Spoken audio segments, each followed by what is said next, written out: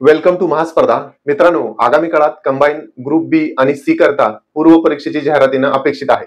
मग त्या पूर्व परीक्षेच्या जाहिरातीच्या अगोदर आपली पूर्वतयारी काय असणं अपेक्षित आहे? तर सगळ्यात महत्वाचं म्हणजे आपली एमपीएससी ची प्रोफाईल ही अपडेट असणं खूप महत्वाचं आहे. परंतु बऱ्याच उमेदवारांच्या अशा अडचणी ऐकायला मिळतात की त्यांनी पूर्व परीक्षेचा अर्ज सादर करत असताना वेगवेगळ्या चुका केलेल्या असतात. मग त्यांना त्या चुका पुढच्या कोणत्याच टप्प्यावर दुरुस्त करता येत नाहीत. मग त्यांना अशी भीती असते की डॉक्युमेंट व्हेरिफिकेशनच्या वेळेस आम्हाला अपात्र तर करणार नाहीत ना. यासाठी हा विशेष करून व्हिडिओ बनवत आहोत. कारण परीक्षा जाहिरात आल्यानंतर जो अर्ज करण्यासाठी जो कालावधी असतो तो खूप कमी असतो. मग त्यामध्ये बऱ्याच उमेदवारांची डॉक्युमेंट ही प्राप्त होत नाहीत. म्हणून आतापासूनच ती पूर्वतयारी ठेवली तर अर्ज सादर करण्याच्या अंतिम दिनांकापर्यंत ती आपल्याला डॉक्युमेंट मिळतील. म्हणून ज्या उमेदवारांकडे व्हॅलिड डॉक्युमेंट नसतील त्यांनी या दरम्यानच्या काळामध्ये जाहिरात येण्याच्या अगोदरच ही प्रोसिजर पूर्ण करायची आहे, जेणेकरून तुम्हाला पुढच्या टप्प्यावर कोणत्याही टप्प्यावर अडचण येणार नाही.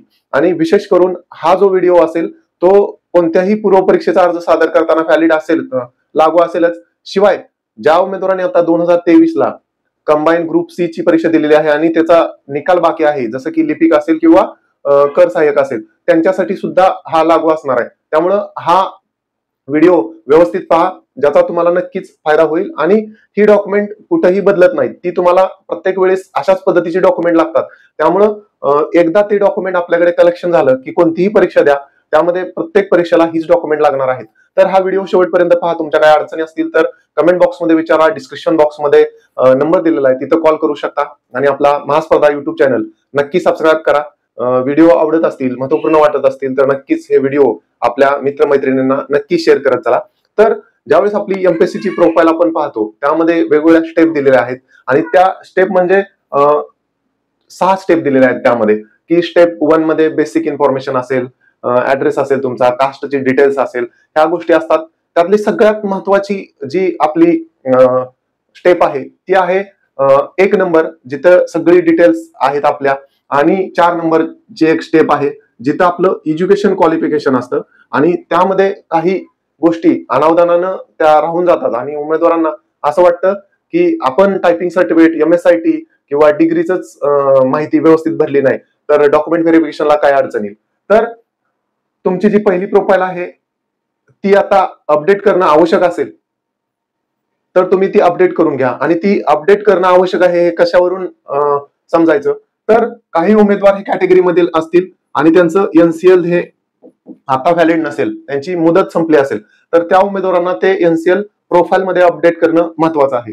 त्याचबरोबर काही उमेदवारांचं ईडब्ल्यूएस हे सुद्धा व्हॅलिड नसेल, कारण ईडब्ल्यूएस हे प्रत्येक आर्थिक वर्षामध्ये नव्यानं काढावं लागतं आणि त्याची मुदत ही 1 एप्रिल म्हणजे कोणत्या वर्षाचं असेल ते 31 मार्च याच दरम्यान या 12 महिन्यासाठीच हे व्हॅलिड असतं. जसं की नॉन क्रिमिलियर हे 1, 2 किंवा 3 मॅक्झिमम वर्षासाठी व्हॅलिड असतं, तसं ईडब्ल्यूएसच्या बाबतीत फक्त हे 1च वर्षाचं व्हॅलिड असतं. म्हणून ज्यावेळेस आपण ही डॉक्युमेंट अपलोड करणार आहोत त्यावेळेस त्याची वैधता आहे का, ती व्हॅलिड आहेत का हे पडताळणी करा. जर आवश्यक वाटलीच तर नव्यानं प्रमाणपत्र इश्यू करा, अन्यथा आहे अशी प्रोफाईल राहू द्या. तुम्हाला जर वाटत असेल की खूप दिवसाचा जुना फोटो आहे, आता तो बदलणं आवश्यक आहे, किंवा काही जणांची जी सिग्नेचर असते ती अशा प्रकारे असते, एक के समजा माने, अमोल काशीनाथ माने असं नाव असेल तर त्याची अशीच साईन असते. जर ही जुन्या पद्धतीची साईन वाटत असेल आणि भविष्यात ही बदलायची आहे आपल्याला असं वाटतंय, तर तुम्ही त्यामध्ये बदल करून तुमच्या पद्धतीनं कशी तुम्हाला तयार करायची तशी करू शकता आणि आत्ताच अपलोड करून घेऊ शकता. जेणेकरून प्रीला ज्यावेळेस तुम्ही परीक्षा देणार आहे, प्रीचा पेपर देणार आहे, त्यावेळेस हॉल तिकीटवर अशीच जी तुम्ही अपडेट कराल तशी छापून येणार आहे. मेन्सच्या वेळेस सुद्धा तसंच असणार आहे. आणि नंतर तुम्ही तुमची जर डॉक्युमेंट व्हेरिफिकेशनला तुम्ही जात असाल किंवा इंटरव्ह्यू असेल तिथं सुद्धा तुम्हाला अशा पद्धतीनं म्हणजे जी अपडेट कराल त्या पद्धतीनं तुम्हाला ती सिग्नेचर ठेवायची आहे. तसंच फोटोच्या बाबतीत सुद्धा तसंच आहे, तुम्ही अपडेट करू शकता. एज्युकेशन क्वालिफिकेशन मध्ये तुम्हाला आहे SSC, HSC, त्यानंतर आहे अंडर ग्रॅज्युएशन, पोस्ट ग्रॅज्युएशन. जर याच्या व्यतिरिक्त तुमच्याकडे जर काही अदर स्किल असेल, जसं की MSIT असेल, त्याचबरोबर तुमच्याकडे टायपिंग सर्टिफिकेट असतील, स्टेनो असेल, कोणाकडे जे काय असेल तुम्ही इथं अपडेट करून घेऊ शकता.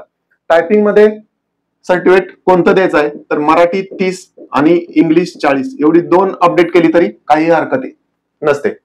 परंतु बऱ्याच उमेदवारांना असं वाटतं की आपल्या प्रोफाईलमध्ये MSIT असणं हे कंपल्सरी आहे, तर तसं अजिबात नाही.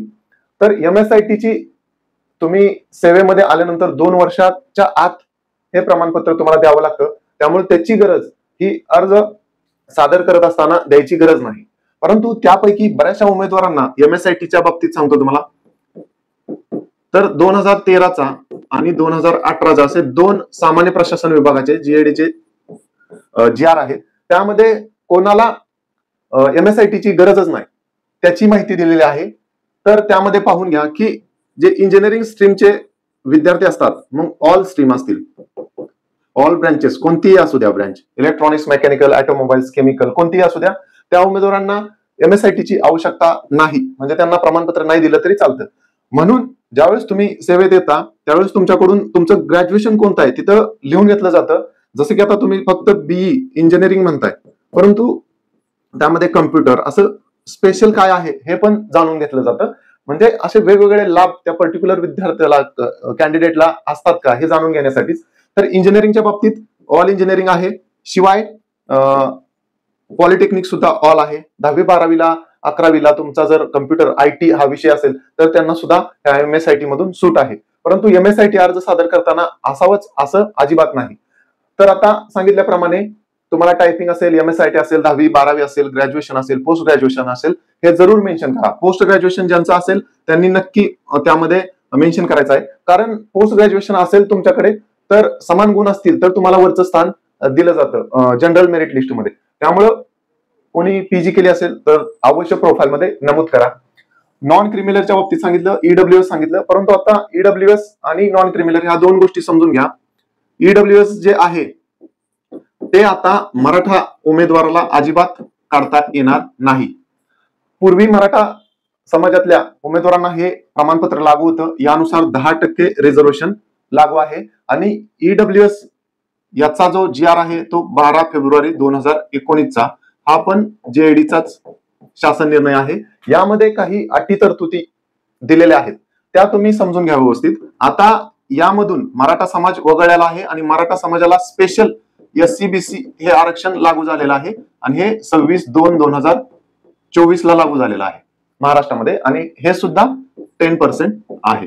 आता EWSच्या ज्या अटी दिलेल्या आहेत 12 फेब्रुवारी 2019च्या, त्यामध्ये सगळ्यात महत्वाची अट आहे म्हणजे हे प्रमाणपत्र काढण्यासाठी की तुमच्या कुटुंबाचं वार्षिक जे इन्कम आहे ते तुमचं 8 लाखाच्या आत असलं पाहिजे. 8 लाखाच्या वर तुमचं वार्षिक इन्कम असेल तर तुम्हाला EWS प्रमाणपत्र मिळणार नाही. त्याचबरोबर दुसरी एक महत्वाची अट त्यांनी दिलेली आहे की 13 ऑक्टोबर 1967 पूर्वी तुमचं महाराष्ट्रामध्ये रहिवास असलेलं प्रमाणपत्र आवश्यक आहे. ह्या सगळ्या 2 महत्वाच्या अटी आहेत, तर तुम्हाला EWS प्रमाणपत्र मिळू शकतं. आता बऱ्याच उमेदवारांना अशी शंका आहे की EWS प्रमाणपत्र प्राप्त करून घेत असताना त्यामध्ये काही तहसील कार्यालय असतील, सेतू असतील किंवा महाई सेवा केंद्र असेल, त्यांच्याकडून असं सांगितलं जातं की तुमची जमीन 5 एकरच्या वर असल्यामुळे तुम्हाला EWS प्रमाणपत्र मिळू शकत नाही. तर ही अट महाराष्ट्र सरकारनं शिथिल केलेली आहे, त्यामुळे ह्या शासन निर्णयामध्ये त्याचा कोणताही उल्लेख केलेला नाही. तर जे स्टेट लेवलचं आणि सेंट्रल लेवलचं अशी 2 प्रकारची प्रमाणपत्र इश्यू केली जातात. कारण केंद्र सरकारमध्ये आरक्षणाचा कोटा आणि कॅटेगरीचं स्थान हे वेगवेगळं आहे. जसं की राज्य शासनामध्ये NTC, NTB अशा वेगवेगळ्या सब कॅटेगरीज आहेत, पण स्टेट लेवलला तसं OBCच आहे. आणि शिवाय SC-BCचा केंद्रामध्ये वाटा नाही, तर त्या SC-BC ला हा EWS मध्येच कन्सिडर केलं जाणार आहे. तर स्टेट लेवल आणि सेंट्रल लेवलची प्रमाणपत्र ही वेगवेगळी असणार आहेत. सेंट्रलच्या ज्या अटी आहेत त्या या GR मध्ये दिलेल्या नाहीत, परंतु स्टेट लेवलच्या अटी शर्ती ज्या आहेत त्या या GR मध्ये दिलेल्या आहेत. सेंट्रलचं जे नोटिफिकेशन आहे ते जानेवारी 2019चं आहे आणि त्यामध्ये त्यांनी सगळ्या डिटेल्स दिलेल्या आहेत. जसं की आता सांगितलं की 8 लाखाच्या आत उत्पन्न पाहिजे, 13 ऑक्टोबर 1967 पूर्वीचा तुमचा रहिवासी पुरावा पाहिजे. त्या व्यतिरिक्त तुमची 2 हेक्टर पेक्षा कमी जमीन असेल तर तुम्ही पात्र असाल, किंवा तुमच्याकडे घराचा एरिया त्यांनी दिलेला आहे, शिवाय मोकळे प्लॉट किती आहेत त्याच्या अटी इथं दिलेल्या आहेत, तर तुम्ही ते वेगवेगळ्या ज्या अटी आहेत त्या तुम्हाला व्यवस्थित पाहाव्या लागतील, कारण इथं 1000 स्क्वेअर मीटरचे प्लॉट वगैरे अशा गोष्टी यामध्ये मेन्शन केलेल्या आहेत. तर सेंट्रल आणि स्टेट अशी 2 ईडब्ल्यूएस ची प्रमाणपत्र मिळत असतात. तर तुम्हाला राज्य शासनाच्या नोकरीमध्ये किंवा शैक्षणिक संस्थांमध्ये प्रवेश घ्यायचा असेल तर स्टेट लेवलचं ईडब्ल्यूएस व्हॅलिड असणार आहे, आणि सेंट्रलच्या परीक्षा किंवा शैक्षणिक संस्थांमध्ये प्रवेश घेण्यासाठी सेंट्रलचं ईडब्ल्यूएस लागणार आहे. आता मराठा समाजाला फक्त एससीबीसी हे प्रमाणपत्र महाराष्ट्राच्या नोकरीत आणि शैक्षणिक संस्थांमध्ये प्रवेश घेण्यासाठी लागते. तर केंद्रामध्ये तसं एससीबीसी हा आरक्षणाचा कोटा नसल्यानं एससीबीसीचा समावेश हा सेंट्रल ईडब्ल्यूएस मध्ये होऊ शकतो. त्यामुळे ईडब्ल्यूएस हे सेंट्रलचं प्रमाणपत्र एससीबीसी उमेदवारांना मिळू शकतं. आता हे झालं एससीबीसी ईडब्ल्यूएसचं. त्याचबरोबर एससीबीसीच्या पण काही अटी शर्ती दिलेल्या आहेत, आणि हे आरक्षण 26 फेब्रुवारी 2024 पासून महाराष्ट्रामध्ये लागू झालेलं आहे. 10% हा कोटा आहे. मग हे शैक्षणिक असेल किंवा नोकरीमध्ये या दोन्हीकडे स्थान मिळवण्यासाठी 10% रिझर्वेशन दिलेलं आहे. आता एससीबीसी हे प्रमाणपत्र काढत असताना तुम्हाला कास्ट सर्टिफिकेट आणि एनसीएल असे 2 प्रकारची प्रमाणपत्र आवश्यक असतात. त्याचबरोबर तिसरं एक प्रमाणपत्र आहे ते म्हणजे व्हॅलिडिटीचं. आता तुम्ही जर कास्ट प्रमाणपत्र काढलं तर कास्ट प्रमाणपत्र आणि आता एनसीएल हे स्वतंत्ररित्या निघत आहे. हे वेगळं आणि हे वेगळं असं प्रमाणपत्र निघतंय, आणि तुमचं जे सी प्रमाणपत्र थोडक्यात असेल आपण कन्सिडर करतोय ते असेल व्हॅलिडिटी.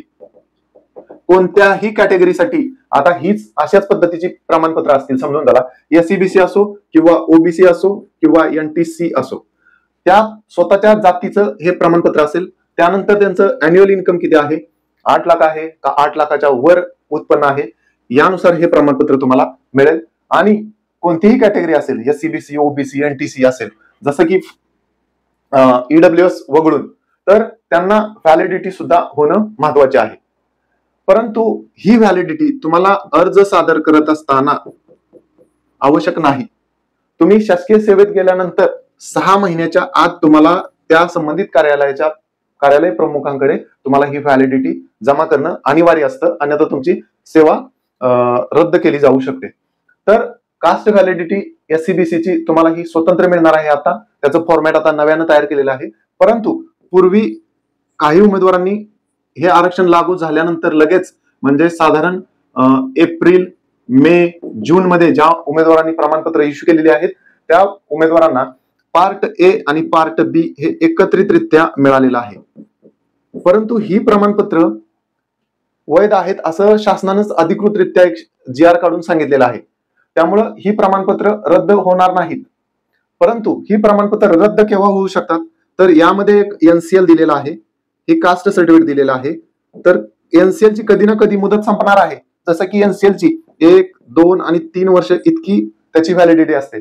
जर 3 वर्ष असेल तर 3 वर्षानंतर हे प्रमाणपत्राची व्हॅलिडिटी संपल्यानंतर ह्याची संपू शकते. त्यामुळे हे नव्यानं कधी ना कधी काढणं आहेच. म्हणून ज्या उमेदवारांनी जर कास्ट ए आणि कास्ट एनसीएल वेगळं प्रमाणपत्र असेल तर त्यांना फक्त एनसीएलच स्वतंत्ररित्या 3 वर्षानंतर एका दुसऱ्या वर्षानंतर हे काढावं लागणार आहे. हे प्रमाणपत्र तुमचं लाईफ टाइम चालणार आहे. व्हॅलिडिटी सुद्धा एकदाच लाईफ टाइम तुम्हाला निघत असते, वारंवार काढण्याची आवश्यकता नाही. फक्त ही अर्ज सादर करताना नसली तरी चालू शकते, परंतु नॉन क्रिमिलियर तुमच्याकडे असणंच गरजेचं आहे. परंतु जरी एखाद्या उमेदवाराकडे नॉन क्रिमिलियर नसेल आणि त्याच्याकडे कास्ट सर्टिफिकेट असेल तर काय परिणाम होऊ शकतो. जसं की अर्ज सादर करत असताना तुम्हाला प्रश्न विचारला जातोय की तुमची कॅटेगरी कोणती आहे. तुम्ही एससीबीसी निवडलं, एससीबीसी निवडल्यानंतर लगेच विचारतंय की तुमच्याकडे नॉन क्रिमिलियर आहे की नाही. तुम्ही येस किंवा नो म्हणताय. येस म्हणाल तर तुम्हाला लगेच नॉन क्रिमिलियरचा नंबर टाकावा लागतोय, जो काय असेल तो, आणि तो प्रमाणपत्राचा जो नंबर असतो तो हे प्रमाणपत्र असेल तर इथं जो नंबर असेल तो टाका, किंवा ज्यांना कोणाला समजत नसेल त्यांना इथं किंवा इथं जिथं जो नंबर असेल तो टाका, जेणेकरून प्रमाणपत्र पडताळणीच्या वेळेस तुम्ही प्रोफाईलमध्ये जो नंबर टाकलाय तो किमान या प्रमाणपत्रावर कुठं ना कुठं असावा, म्हणजे मॅच करणं शक्य व्हावं की हा प्रमाणपत्र आणि हे प्रमाणपत्र एकच आहे. त्यासाठी ज्यांना शक्य आहे, त्यांना माहित आहे, त्यांनी तो प्रमाणपत्रावरचा नंबर तिथे टाका. तुम्ही जर येस केलं तर ते प्रमाणपत्र नंबर टाकायचंय, नो केलं तर तुम्हाला प्रमाणपत्राचा नंबर टाकणं गरजेचं नाही. परंतु तुम्हाला एक पॉपअप मेसेज येऊन म्हणू शकतं की तुम्ही रिझर्व्ह कॅटेगरीच्या ज्या जागा आहेत त्या तुम्हाला मिळणार नाही. जसं की एससीबीसी या प्रवर्गासाठी समजा 5 जागा आहेत आणि ओपन साठी म्हणजे जनरल कॅटेगरीसाठी 10 जागा आहेत. तर तुम्हाला जर नॉन क्रिमिलियर तुमच्याकडे नसेल, मग कोणतीही कॅटेगरी असो, एससीबीसी असो, ओबीसी असो, एनटीसी असो किंवा कोणतीही असो, तर तुम्हाला ह्या 5 जागा मिळणार नाहीत. असं नॉन क्रिमिलियर नसेल तर तुमच्या स्वतःच्या प्रवर्गाच्या ह्या जागा मिळणार नाहीत, असं तो नियम आहे. परंतु तुम्हाला ह्या 10 जागेवर दावा करता येऊ शकतो. त्यामुळं नॉन क्रिमिलियर असेल तर तुम्हाला 10+5 अशा एकूण 15 जागेचा लाभ मिळू शकतो. म्हणून जास्तीत जास्त उमेदवारांनी नॉन क्रिमिलियर प्रमाणपत्र इश्यू करण्यासाठी पाठपुरावा करून आपल्या सेतू कार्यालय, तहसीलदार कार्यालयातून ते इश्यू करावं. आता नॉन क्रिमिलियरची अट ही एससी आणि एसटी प्रवर्गासाठी सध्या तरी नाही आहे. एससी आणि एसटी प्रवर्गासाठी नॉन क्रिमिलियर ची अट नाही आहे. मग त्यांचं अॅन्युअल इन्कम हे 8 लाखापेक्षा जास्त असलं तरी काही हरकत नाही. आणि नॉन क्रिमिलियर प्रमाणपत्र हे 8 लाख उत्पन्न असेल तेव्हाच मिळतं की 8 लाखापेक्षा जास्त प्रमाण उत्पन्न असेल तेव्हाच मिळतं, ह्याही खूप जणांच्या शंका आहेत. परंतु सामाजिक न्याय विभागाचा एक जी आर आहे आणि तो जी आर आहे 25/3/2013. हा शासन निर्णय वाचल्यानंतर बऱ्याचशा गोष्टी समजून येत नाहीत. परंतु असं आहे की तुमचं शेती प्लस तुमची जर गट क मधील नोकरी असेल किंवा तुम्ही 40 वर्षाच्या वयाच्या 40 वर्षाच्या आधी जर तुम्ही गट ब मध्ये गेलेला असाल आणि तुमचं याचं मिळून उत्पन्न जर 8 लाखाच्या वर जात असेल तरी देखील तुम्ही नॉन क्रिमिलियर साठी पात्र ठरता, असं 25/3/2003 शासन निर्णयान्वये म्हटलेलं आहे. परंतु ह्याची खात्री करण्यासाठी स्वतः देखील ह्या गोष्टी पडताळून पहा. माझ्यावरच 100% विश्वास ठेवू नका. परंतु ज्या उमेदवारांचं, नोकरदारांचं 8 लाखापेक्षा उत्पन्न जास्त आहे त्या कॅन्डिडेट्सला, त्या नागरिकांना देखील नॉन क्रिमिलियर प्रमाणपत्र इश्यू केलं जातं, हे तहसील कार्यालयाकडून. हे सत्य आहे.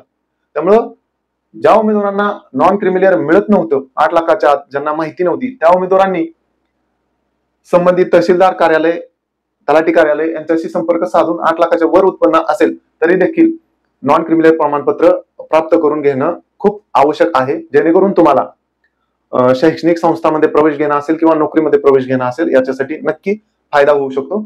मित्रांनो, एससीबीसी किंवा कोणत्याही कॅटेगरीचं तुम्हाला कास्ट सर्टिफिकेट काढायचं असेल, मित्रांनो ईडब्ल्यूएस प्रमाणपत्र असेल किंवा कोणत्याही इतर प्रवर्गात तुम्ही असाल तर त्याचं कास्ट सर्टिफिकेट असेल किंवा नॉन क्रिमिलियर असेल तर ते कोणाच्या नावानं काढायचं याबद्दल बऱ्याच उमेदवारांना, विशेषतः महिलांना गोंधळ असतो. तर त्यांच्यासाठी एक गोष्ट लक्षात घ्या की जे तुमचं ईडब्ल्यूएस प्रमाणपत्र आहे, हे ईडब्ल्यूएस प्रमाणपत्र मुलांच्या बाबतीत तरी, म्हणजे मेलच्या बाबतीत तरी हे वडिलांच्याच नावानं काढलं तरी चालतं किंवा स्वतःच्या नावानं काढलं तरी चालतं. काही उमेदवारांच्या बाबतीत आईच्या नावानं सुद्धा काढू शकतात, काही हरकत नाही. परंतु महिलाच्या बाबतीत, आता ज्या महिला विवाहित आहेत त्या महिलांच्या बाबतीत हे त्यांच्या पतीच्या नावानं काढायचं आहे आणि ज्या महिला अविवाहित आहेत त्यांना वडिलांच्या किंवा आई किंवा स्वतः यांच्याच नावानं काढायचं आहे. आता विषय कुठे येतोय? ईडब्ल्यूएस मधला मुलगा असेल, मुलगी असेल, त्यांचा काही इश्यू नाही, ते आई वडिलांच्या स्वतःच्या नावानं काढू शकतात. परंतु जी विवाहित महिला आहे त्या विवाहित महिलेनं तिच्या पतीच्या नावानं ते प्रमाणपत्र काढायचं आहे. आता इथं असे प्रश्न उपस्थित होऊ शकतात की नाव बदल केलेला नाही किंवा रेशन कार्ड मधलं नाव कमी केलेलं नाही, ह्या गोष्टी असतील तर तुम्ही या टेक्निकल बाबी संबंधित तहसील कार्यालयातला जो व्यक्ती, जे अधिकारी, कर्मचारी, तज्ञ असतील त्यांच्या मार्गदर्शनानुसार हे प्रमाणपत्र इश्यू करा, जेणेकरून तुम्हाला पुढे जाऊन अडचणी येणार नाही.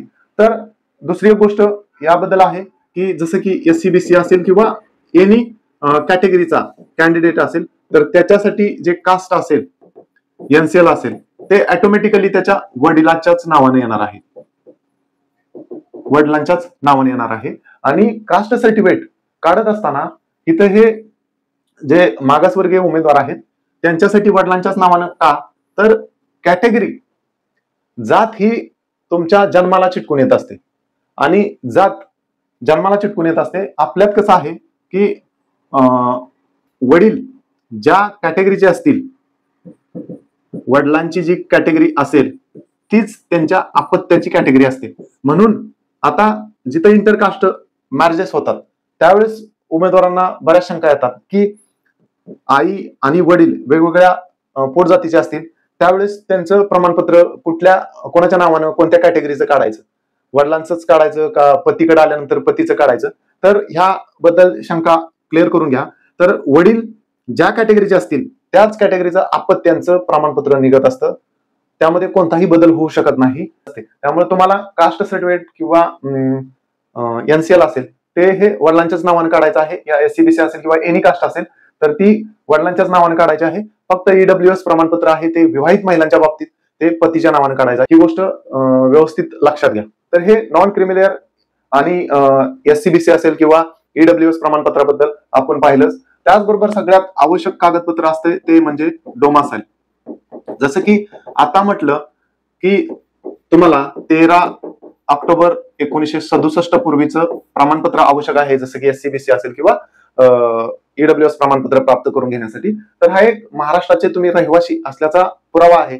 आणि हे जर प्रमाणपत्र नसेल तर तुम्हाला ज्या महिलांच्यासाठी राखीव असलेल्या जागा असतात किंवा इतर भूकंपग्रस्त असेल, प्रकल्पग्रस्त असेल, अनाथ असेल किंवा इतर ज्या वेगवेगळ्या प्रवर्गांसाठी आरक्षण आहे ते प्राप्त करून घेण्यासाठी तुम्हाला डोमासाईल हे आवश्यक असतं. आणि हे एकदा काढलं की हे लाईफ टाइम चालतं.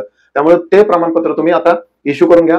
ज्यांच्याकडे असेल त्यांनी काढण्याची आवश्यकता नाही. परंतु आता बऱ्याच जणांचे असे प्रॉब्लेम्स असतील की आता अलीकडल्या काळात ज्यांनी काढलेले आहेत त्यांना डिजिटल सिग्नेचर आहे, तर पूर्वी काढलेल्यांवर फक्त सही आहे आणि गोल शिक्का आहे संबंधित प्रांत अधिकाऱ्यांचा. तर दोन्ही व्हॅलिड आहेत, त्यामुळं काही हरकत नाही, नवीन काढण्याची काही आवश्यकता नाही. त्याचबरोबर आता जे तुमचे प्रोफाईल मध्ये तुम्ही वेगवेगळे एज्युकेशनल क्वालिफिकेशन मध्ये काही गोष्टी भरणार आहात, त्यामध्ये SSC असेल, HSC असेल किंवा अंडर ग्रॅज्युएशन असेल, PG असेल, तर यामध्ये तुम्हाला 2-2 प्रमाणपत्र असतात. जसं की सर्टिफिकेट एक असतं आणि मार्कशीट एक असतं. काही जण सर्टिफिकेटला सनद वगैरे असं म्हटलं जातं. तर ही प्रमाणपत्रापैकी कोणतंही एक प्रमाणपत्र तुम्हाला अपलोड करायचं आहे. त्यामध्ये काही उमेदवारांचे मराठी वगैरे असे सब्जेक्ट असतात, ज्याचा तुम्हाला डॉक्युमेंट व्हेरिफिकेशन किंवा डॉक्युमेंट अपलोड करायचे आहे, त्यावेळेस तिथं मराठी भाषेचं ज्ञान आहे का या गोष्टीसाठी तुम्ही ते मराठी सब्जेक्ट असेल तर तुम्ही तिथं अपलोड करू शकता. HSC ला पण तसंच आहे, मराठी इंग्लिश वगैरे असे सब्जेक्ट असतात. त्याचबरोबर हे मार्कशीट आणि मार्क सर्टिफिकेट असतं अशा प्रकारची. इथं सुद्धा तुम्हाला काही डिग्र्या ह्या 3 वर्षाच्या असतात, काही ह्या 4 वर्षाच्या असतात. 3 वर्षासाठी 36 महिन्याचा कोर्स असतो, तर हा 48 महिन्याचा कोर्स असतो. आणि तुम्ही HSC साठी किंवा 10वी साठी 12 महिने असं तुम्ही तिथं मेन्शन करू शकता. काही वेळेस तुम्ही एका अटेम्प्ट मध्ये पास नसाल तर 2 अटेम्प्ट किंवा 3 अटेम्प्ट अशा सुद्धा गोष्टी तुम्हाला तिथं मेन्शन करायच्या आहेत. परंतु तुमचा जो व्हॅलिड कोर्स जो ड्युरेशन आहे ते तुम्ही 36, 48, 12 अशाच पद्धतीने जरी तुमचा अटेम्प्ट वाढला असला तरी तुम्ही मेन्शन करू शकता. त्याचबरोबर टायपिंगची प्रमाणपत्र असतील त्यासाठी GCC, TBC जे काय असेल ते तुम्ही तिथं मेन्शन करू शकता. तुम्ही मशीनवर मॅन्युअल टायपिंग केली असेल तरी सुद्धा ते व्हॅलिड आहे आणि तुम्ही जर कम्प्युटरवर टायपिंग केलं असेल ते सुद्धा व्हॅलिड आहे. आता काही जणांना असं म्हणणं असेल की मराठी 30 वर्ड प्रति मिनिट प्रमाणपत्र आवश्यक आहे, तर इंग्लिशला तुम्हाला 40 वर्ड पर मिनिट असं प्रमाणपत्र आवश्यक आहे.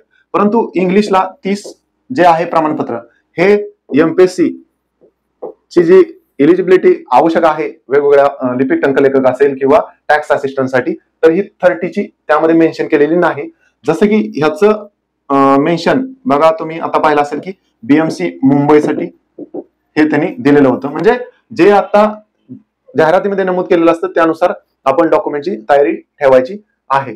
त्याचबरोबर प्रोफाईल मध्ये वेगवेगळे घटक तुम्हाला मेन्शन करायचे असतात, वेगवेगळ्या गोष्टी, जसं की किंवा डॉक्युमेंट व्हेरिफिकेशनच्या वेळेस तुम्हाला काही गोष्टी घेऊन जायच्या असतात. त्यामध्ये लहान कुटुंबाचं प्रमाणपत्र असतं, लहान कुटुंबाचे प्रमाणपत्र असतं. त्यामध्ये तुम्हाला अपत्यांची संख्या लिहायची असते. म्हणजे 2005 नंतर, सप्टेंबर 2005 नंतर तुम्हाला 2 पेक्षा अधिक अपत्य असतील तर तुम्ही सेवा करण्यासाठी पात्र नसता. त्यासाठी हे प्रमाणपत्र तुमच्याकडून लिहून घेतलं जातं. तर यामध्ये ज्या महिलांच्या बाबतीत आहे तर त्यांनी हे जे पतीचं नाव असतं ते नाव मेन्शन करून तुम्ही अपत्यांची संख्या 0, 1 किंवा 2 अशी मेन्शन करून ते अपलोड करू शकता किंवा डॉक्युमेंट व्हेरिफिकेशनच्या वेळेस घेऊन जाऊ शकता. आता महिलांच्या बाबतीत हा प्रश्न आता लक्षात आला म्हणून सांगतोय की बऱ्याचशा महिलांचं काय असतं की 2 नाव असतात लग्नापूर्वी, बिफोर आणि आफ्टर. तर ज्यावेळेस हॉल तिकीट येत असतं परीक्षेचं त्यावेळेस तुमचं बिफोरचं एक नाव येतं आणि आफ्टरचं एक नाव येतं. जर तुम्ही तसं तुमच्या प्रोफाईलमध्ये स्टेप 1 मध्ये जर तुम्ही म्हणत असाल की माझं नाव बदललेलं आहे, जर बदललेलं असेल तर तुम्ही जे बदललंय ते तुम्ही तिथं बॉक्समध्ये टाकायचं आहे.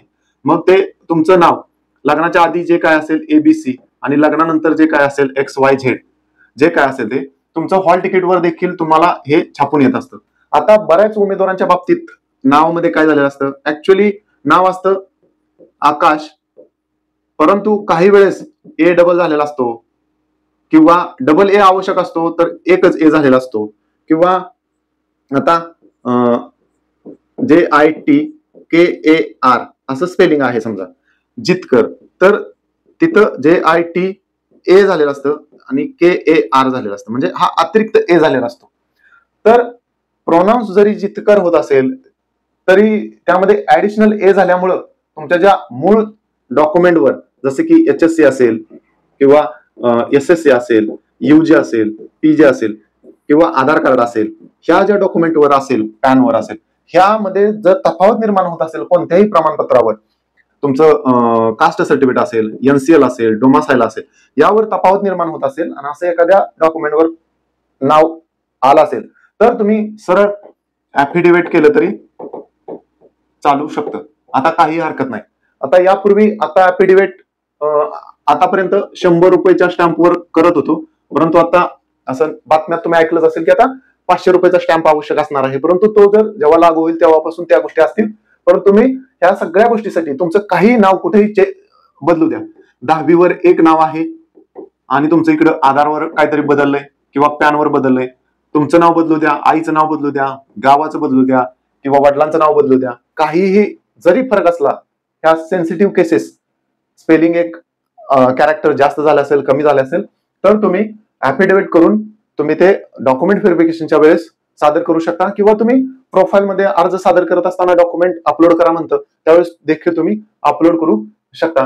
तर या गोष्टी जास्त मॅटर करणार नाहीत जर तुमच्याकडे ऍफिडेव्हिट असेल तर. किंवा काही जण गॅझेट पण करून घेतात.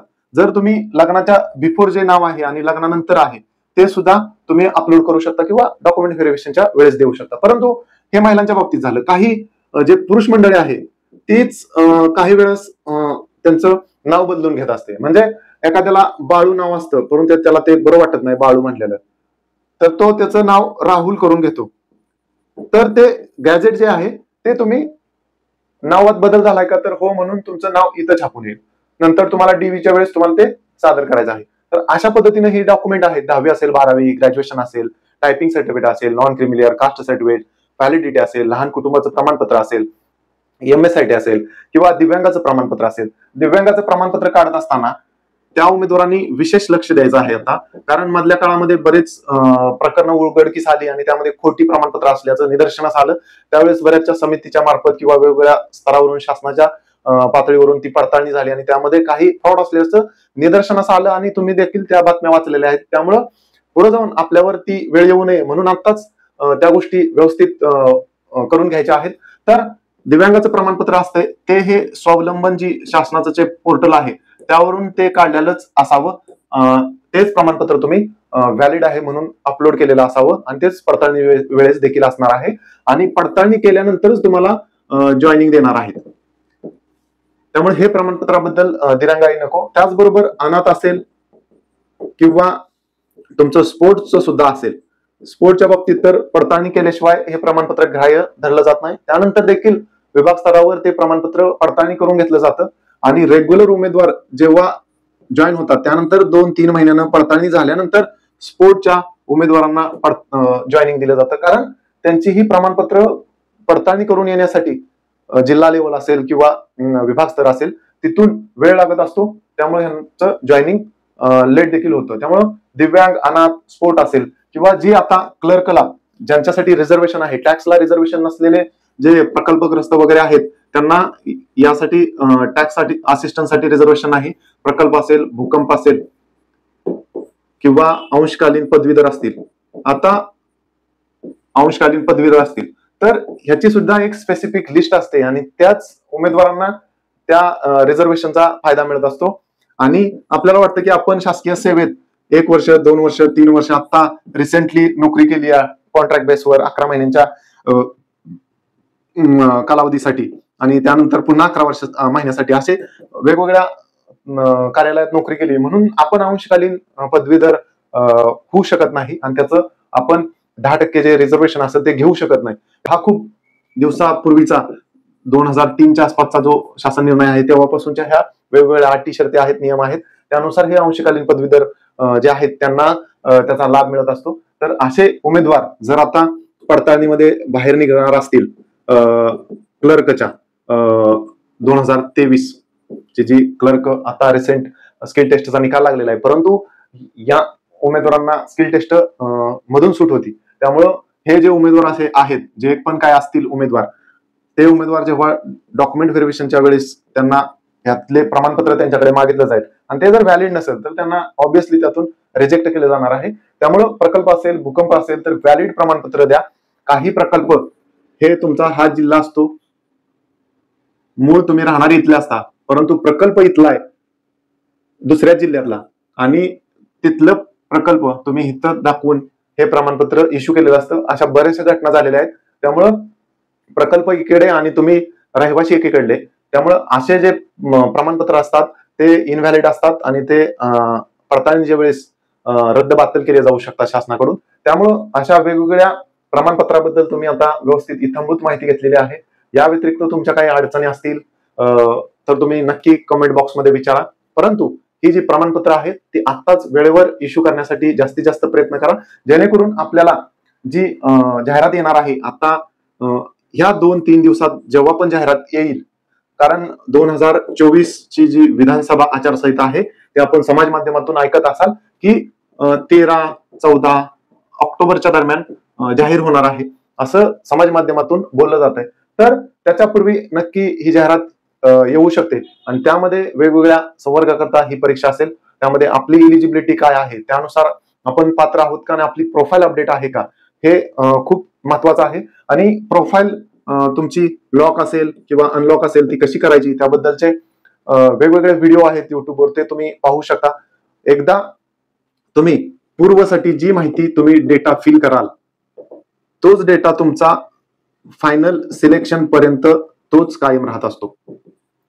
त्यामध्ये तुमच्या मधल्या टप्प्यावर काहीही बदल करता येत नाही. फक्त तुम्हाला एक सूट दिलेली असते की मुख्य परीक्षेचा अर्ज सादर करत असताना तुम्हाला एज्युकेशनल क्वालिफिकेशन जो टप्पा आहे स्टेप 4 त्यामध्ये तुम्हाला सूट दिलेली असते. कारण काही उमेदवार हे अपियर म्हणून पूर्व परीक्षेचा फॉर्म भरत असतात आणि त्यांचं डिग्रीचं रिझल्ट लागलेला असतो त्यावेळेस त्यांना मार्क मेन्शन करायचे असतात. त्यामुळं ते अपियर म्हणून पूर्वचा फॉर्म भरतात आणि नंतर त्यांना तशी मुख्य परीक्षेच्या वेळेस सूट दिलेली असते. त्याचबरोबर टायपिंगच्या बाबतीत उमेदवारांचं तसं होतं. तर टायपिंगचं प्रमाणपत्र तुम्हाला यायला वेळ असेल त्यावेळेस तुम्ही टायपिंग 30-40 जी परीक्षा देणार आहात ती तुम्ही जर प्रोफाईल मध्ये स्टेप 4 मध्ये भरून ठेवली आणि त्यानंतर मेन्सच्या वेळेस तुम्ही जर तिथं पास म्हणून ह्या गोष्टी फिल केल्या तर तुम्ही नक्कीच मेन्सचा फॉर्म भरू शकता. अन्यथा तुम्ही तुमची एलिजिबिलिटी नसेल तर तुम्ही फॉर्म भरू शकणार नाही. तर वेळेवर ही प्रमाणपत्र इश्यू करा. तहसील कार्यालय असेल, ऑनलाईन तुम्हाला माही सेवा केंद्रातून देखील ही प्रमाणपत्र इश्यू करता येतात. त्यासाठी जे आवश्यक डॉक्युमेंट असतात ते तुम्ही जे बेसिक असतात, आधार कार्ड, रेशन कार्ड असेल किंवा नॉन क्रिमिलियरसाठी किंवा उत्पन्नाच्या दाखल्यासाठी तुम्हाला तलाट्याचा दाखला, फोटो असतील किंवा तुमचे जे प्रमाणपत्र आहे व्हॅलिड, जसं की आता समजा डोम असायला असेल तर ते रहिवासी प्रूफ असतं किंवा तुम्ही तुमच्या ग्रामपंचायत ग्रामसेवक यांच्याकडून ते रहिवासी प्रमाणपत्र घेऊ शकता आणि ते तुम्ही विहित नमुन्यात अर्ज सादर करून तहसील कार्यालय किंवा महा ई सेवा केंद्रातून तुम्ही ही प्रमाणपत्र प्राप्त करून घेऊ शकता. परंतु एक गोष्ट लक्षात घ्या की जे तुमचं एनसीएल आहे हे जर तुमचं आता 2024 मध्ये काही उमेदवारांनी काढलेलं असेल एप्रिल 2024 नंतर, तर हे प्रमाणपत्र अजून 2027 पर्यंत तरी मार्चच्या व्हॅलिड असेल तर तुम्हाला हे प्रमाणपत्र नव्यानं काढण्याची आवश्यकता नाही. म्हणजे 25 पर्यंत जरी व्हॅलिड असेल तरी आवश्यकता नाही, 26 पर्यंत असेल तरी आवश्यकता नाही. परंतु ज्या उमेदवारांनी आता एससीबीसीचं प्रमाणपत्र हे 26 फेब्रुवारी 2024 नंतर अद्यापपर्यंत काढलेलंच नसेल त्यांना हे प्रमाणपत्र काढावं लागणार आहे. आणि ते प्रमाणपत्र काढले की तुम्हाला ए पार्ट आणि बी पार्ट स्वतंत्र मिळेल. मग तुम्हाला एनसीएल हे मिळालेलं प्रमाणपत्र हे 3 वर्ष पुढे तसंच चालू राहील.